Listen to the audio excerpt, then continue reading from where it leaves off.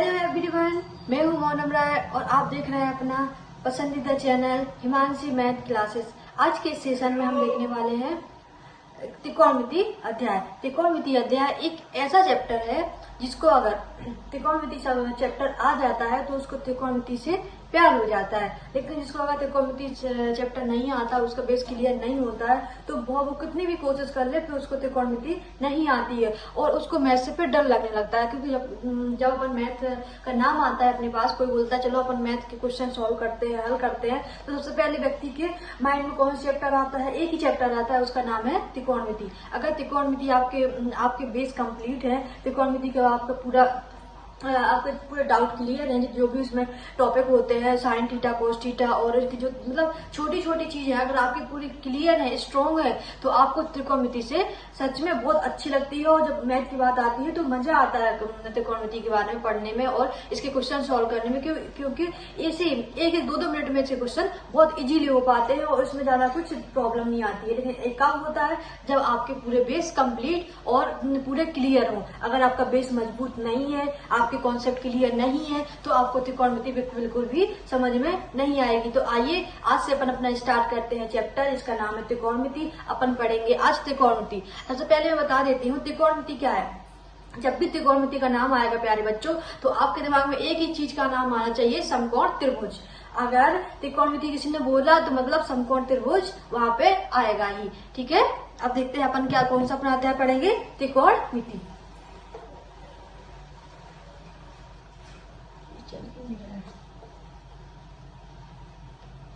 कौन सा अध्याय पढ़ेंगे अपन? त्रिकोणमिति। त्रिकोणमिति अब त्रिकोणमिति का अपन अर्थ समझ लेते हैं। त्रिकोणमिति होती है, उसका अर्थ क्या है और त्रिकोणमिति की अपन को जरूरत क्यों पड़ती है। बहुत सारे बच्चों को यही डाउट रहता है, मैम अपन त्रिकोणमिति पढ़ते तो है लेकिन इसका यूज कहाँ आता है। तो आप सभी को बता, त्रिकोण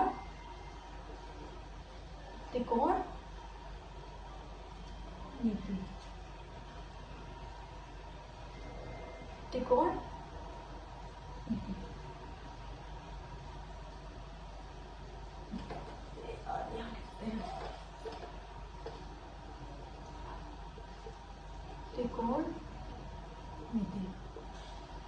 ठीक है, अब त्रिकोणमिति का मतलब क्या होता है? त्रिकोणमिति का जो तीन अक्षर है इसका मतलब होता है त्रिकोण। इसको अगर अपन ऐसा बना दें, इसको अगर अलग कर दें, त्रिकोण प्लस मिति कर दें, त्रिकोण प्लस मिति कर दें, तो इसका मतलब क्या होता है? त्रिकोण का मतलब होता है तीन कोण, इसका मतलब होता है तीन कोण, और मिति का मतलब होता है मापन। अर्थात त्रिकोणमिति क्या होता है? अर्थात त्रिकोणमिति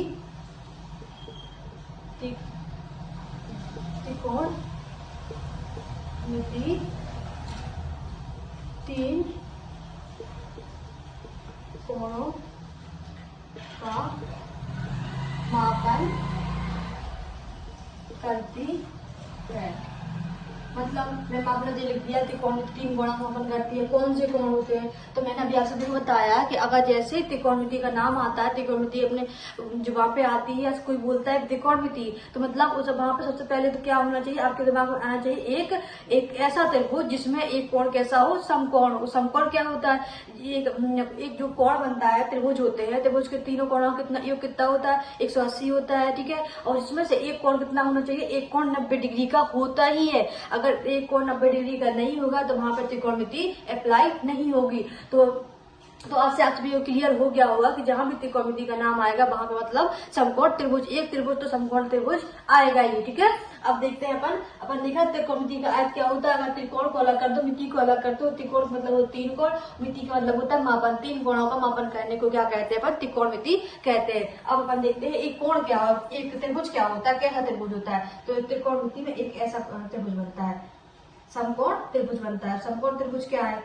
एक ऐसा कोण जिसकी एक भुजा 90 डिग्री का कोण बनाती है, उसको क्या बोलते हैं? समकोण बोलते हैं। इन तीनों भुजाओं में से एक भुजा एक ऐसी होती है जो हमेशा 90 डिग्री का कोण बनाती है, उसको बोलते हैं समकोण। ऐसे कि मान लीजिए अपन ने इसका नाम दे दिया ए, दे दिया इसको बी दे दिया, इसको सी नाम दे दिया। ठीक है, इस अगर ये भुजा बी 90 डिग्री का कोण बना रही है तो एक कैसा त्रिभुज है, ये समकोण त्रिभुज है। अगर मान लीजिए यहाँ पे जो बी वाली भुजा है 90 डिग्री का कोण नहीं बनाएगी तो फिर ये समकोण त्रिभुज नहीं कहलाएगा, ये फिर अन्य त्रिभुज कहलाएगी। अपन को अन्य त्रिभुज दूसरे वाले चैप्टर में दिया है त्रिभुज के वाले, अपन उसमें डिस्कस करेंगे। अभी आप सब इतना समझ लीजिए जो भी त्रिभुज अपन इसमें यूज कर रहे हैं त्रिकोणमिति में, उसकी एक भुजा हमेशा 90 डिग्री का कोण बनाती है, तब उसको बोलते हैं समकोण त्रिभुज। और अब ये दो भुजाएं हैं, अब ये दो भुजाएं कैसे कोण बनाती है, ये दो भुजाएं जो बची है शेष वो न्यून कोण बनाती है। अब न्यून कोण क्या होता है, न्यून कोण वो होता है एक ऐसा कोण होता है जिसका मान 0 से अधिक होता है लेकिन 90 डिग्री से कम होता है, उसको बोलते हैं यहाँ पर न्यून कोण।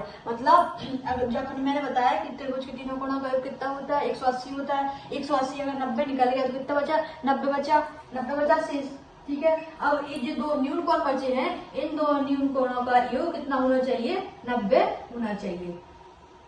आई होप आप सभी क्लियर हुआ होगा कि मैंने यहाँ पे क्या बताया है। यहाँ पे एक भुजा है बी, वो कितने डिग्री का कोण बना है 90 डिग्री का कोण बना रही है, और जो भुजा होती है जो 90 डिग्री का कोण बनाती है उसकी जस्ट सामने की भुजा क्या कहलाती है, कर्ण कहलाती है, हमेशा फिक्स रहती है, ठीक है। एक क्या भुजा कहलाती है, कर्ण कहलाती है। मान लीजिए कि ये 90 डिग्री का कोण इस साइड अगर बी पे बनता, मान लीजिए देखो यहाँ पे जैसे कोण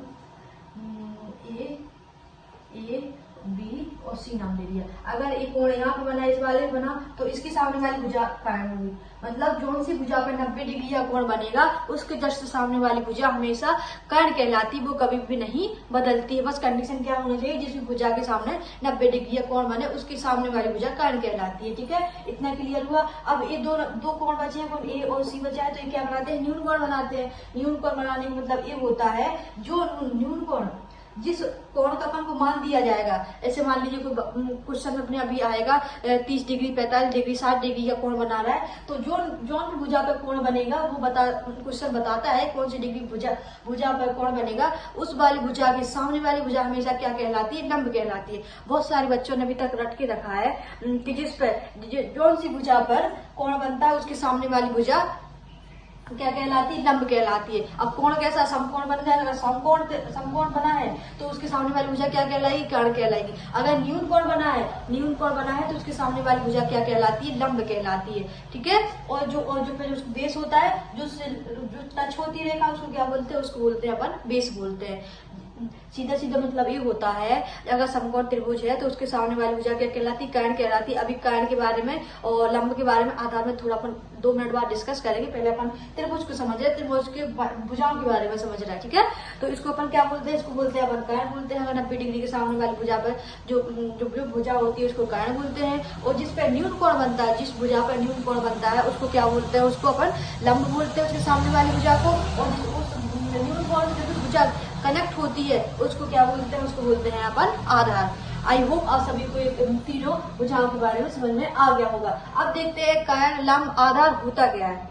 सबने बोल दिया लंब है, कर्ण है, आधार है, होता क्या है। एक अपने चाचा जी हैं, मान लीजिए आपको एग्जाम्पल दे, एक अपने चाचा जी है जिनका नाम क्या है, पाइथागोरस प्रमेय। उनके कितने बेटे हैं, उनके 3 बेटे हैं। कौन कौन से बेटे हैं, एक लंब है, एक कर्ण है, एक आधार है। अगर इन तीनों जब भी त्रिकोणमिति की बात आती है और त्रिकोणमिति में मान लीजिए अगर लंब दिया है, एक बेटा लंब दिया है और एक बेटा आधार दिया है, तो अपन को कर्ण की जरूरत पड़ेगी। मतलब इन 3 जो अपने चाचा है पाइथागोरस में, इनके बिना इन तीनों के मान निकालना मुश्किल नहीं नामुमकिन है। अगर इन तीनों के अपन को मान चाहिए, इन तीनों को एक साथ लेके आना है तो किसको याद करना पड़ेगा, उनके पापा जी पाइथागोरस प्रमेय को।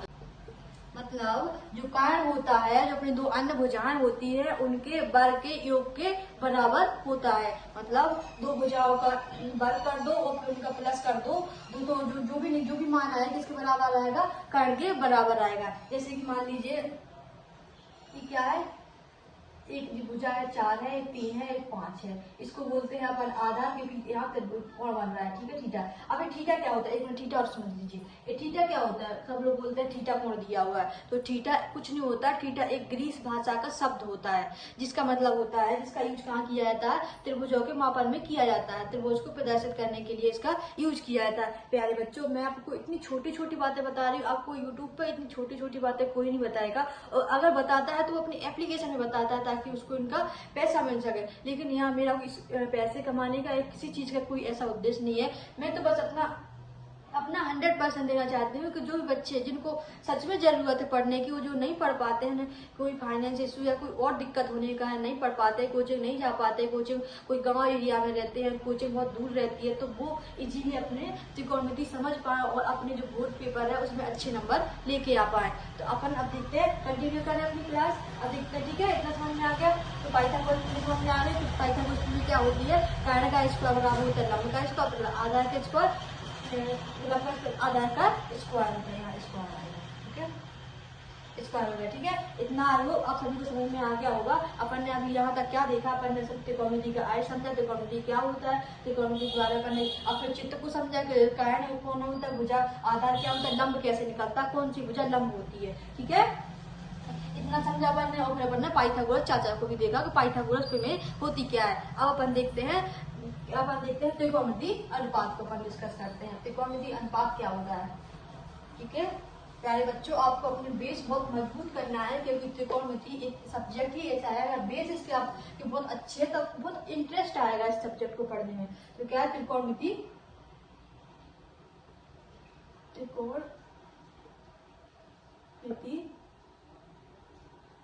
अनुपात।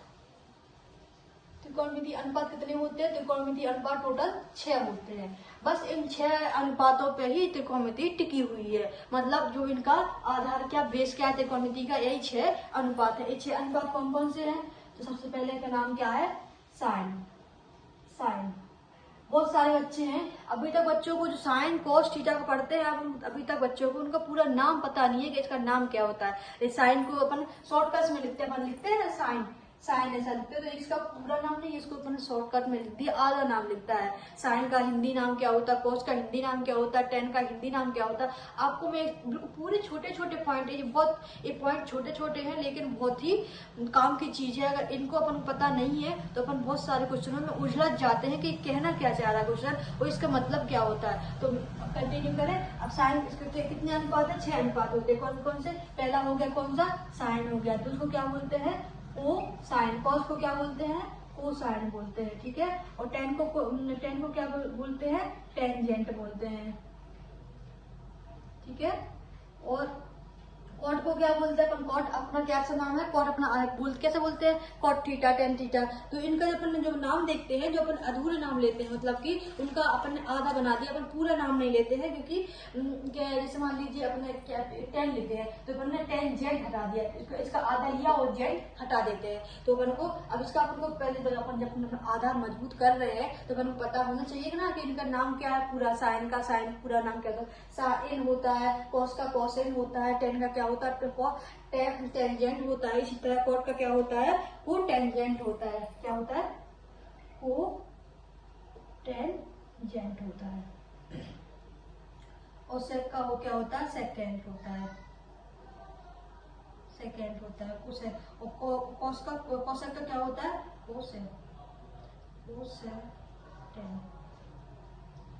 वो सेंटेंस होता है, ठीक है। इनके अपने कितने अनुपात होगा, 6 अनुपात होगा। किसका पहला का नाम हुआ साइन, साइन हो गया, कोसाइन हो गया, ये टेंजेंट हो गया, को टेंजेंट हो गया, सेटेंड हो गया और को सेटेंस हो गया, ठीक है। आई होप आप सभी को क्लियर हुआ होगा कि हम यहाँ पे, ठीक है। अपने कितने अनुपात थे, अपने 6 अनुपात है। कौन कौन से, साइन, साइन हो गया, कोसाइन हो गया, टेंजेंट हो गया, को टेंजेंट हो गया और सेटेंड हो गया और को सेंटेंस हो गया, ठीक है। इनकी जो क्या होते हैं, पूरे नाम होते हैं। अपन को अगर पिछले 2022 में ऐसा क्वेश्चन आया था कि दिया हुआ था साइन, ऐसा लिखा था साइन। अब यहाँ पे लिखा था एक ऑब्जेक्ट दिया था कि साइन का पूरा नाम क्या है, ऐसा दिया था, ठीक है। यहाँ पे लिखा था आई लगेगा लास्ट में, यहाँ पे ए लगेगा, दूसरा ऑब्जेक्ट था ए लगेगा, तीसरा ऑब्जेक्ट था एन लगेगा और चौथा ऑब्जेक्ट था इसमें से कोई नहीं। अगर आपको पता होगा कि साइन का पूरा नाम क्या है तो आप लोग बता पाओगे कि लास्ट में ई आएगा, या कैपिटल ई आएगा, फिर या इनमें से कोई नहीं आएगा, आप लोग बता पाओगे, ठीक है। अब अपन देखते हैं क्या, अब इन्हीं का अपन ने क्या बोलते हैं, अब इनके साथ अपन क्या लगाते हैं, इनके साथ लगाते हैं अपन थीटा। थीटा क्या प्रदर्शित करता है, थीटा प्रदर्शित करता है कि जो कोण बना है को अपन कौन से, थीटा मतलब कोण, जितने कोण का मान दिया होता है उसको अपन प्रदर्शित करते हैं क्या, थीटा। अगर मान लीजिए इसके साथ थीटा लगा दिया जाता है तो इसका मतलब ये नहीं है तो वो थीटा में गुणा है इसमें, इसका मतलब ये है कि थीटा यहाँ पे क्या प्रदर्शित कर रहा है, कोण प्रदर्शित कर रहा है, ठीक है। अब अपन यहाँ देखते हैं क्या, इनके सूत्र देखते हैं। अब साइन को अपन कैसे लिखते लेकिन अपन ऐसे है साइन, इसका हाफ लिखते हैं, आधा लिखते हैं, साइन का कॉस लिखते हैं, टेन का टेन, टेंजेंट का टेन लिखते हैं, कॉट का कॉट को ऐसे लिखते हैं, आधा लिखते हैं, और सेक को ऐसा लिखते हैं, सेक लिखते हैं, और कोसेक को ऐसे लिखते हैं, कोसेक। ठीक है, अब थीटा समझ में आया, इसके साथ थीटा लगा दिया। अब थीटा थीटा थीटा थीटा यहाँ पे प्रदर्शित कर रहा है, कोण प्रदर्शित कर रहा है। ठीक है, अब देखते हैं sine theta, sine cos tan cot और सेक और कोसेक के जो सूत्र होते हैं, फॉर्मूले होते हैं, वो कहाँ से निकल के आते हैं। अब अपन समझते हैं क्या, इनके सूत्र समझते हैं। सूत्र कौन कौन से हुए, अब ये सूत्र कहाँ से निकलेंगे, ये निकलेंगे लाल बटे काका। लाल बटे काका आपको याद रखना है, ये बस अगर आपको ये याद है तो आपका जितने भी साइन 6 अनुपात है, 6 अनुपात का आपको सूत्र याद हो जाएंगे।